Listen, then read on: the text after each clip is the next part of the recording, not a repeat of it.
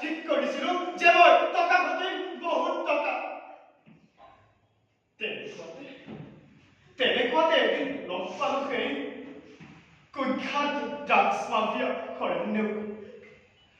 মই তেওঁৰ সহায়কাৰী আছিলো বুলি কোনেও জনা নাছিল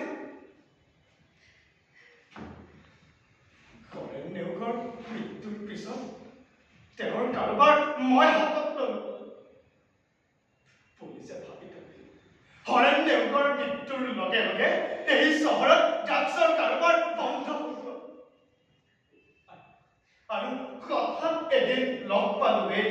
বুবুলক কিন্তু ভবা নাছিলো এই বুবুলৰ এটা মাত্ৰ ফুলৰ পৰিণাম কিমান ভয়ংকৰ হ'ব তহঁতে মোক ক্ষমা কৰিলে তোক ক্ষমা কৰা সময় কেনেবাই পাৰ হ'ব দাদা সময় পাৰ হৈ যোৱা নাই আচলতে সময় আহিছে আপুনি চিন্তা নকৰিব মই আপোনাক কবিতা শুনাবলৈ অহা নাই আৰু মই কোনো কবিও নহয় তেন্তে আপুনি মোৰ নাম Suresh Baruah north east anti drugs এছ'চিয়েশ্যনৰ মই ছেক্ৰেটাৰী আৰু এয়া এছিষ্টেণ্ট বেদান্ত চলিহা কিন্তু এখেতে আমাৰ ড্ৰাগছ ছাপ্লাই দিনে সহায়কাৰী হিচাপে কাম কৰিছিল আমাৰ ৰাইট মিষ্টাৰ বিজয় বৰুৱা আচলতে মই আপোনাক সহায় কৰাৰ অভিনয় কৰিছোঁ যাতে আপুনি আপোনাৰ ব্যৱসায়ৰ সকলো কথা মোক খুলি কয় যাতে আপুনি ছাপ্লাইৰ বাবে সকলো বস্তু মনত নিসংকোচে এৰি দিয়ে কিন্তু কিয়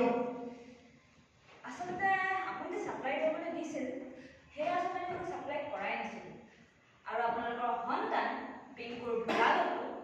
ড্ৰাগছ ওলোৱা নাই কিন্তু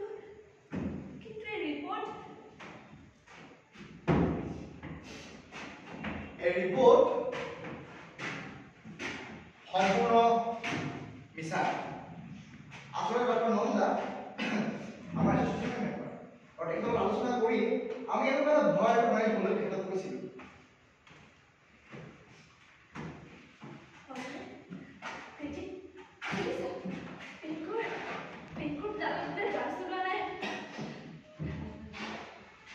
mister Vijay Barua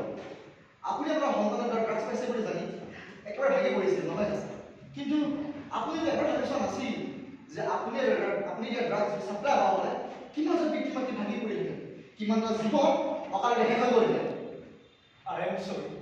I am really sorry.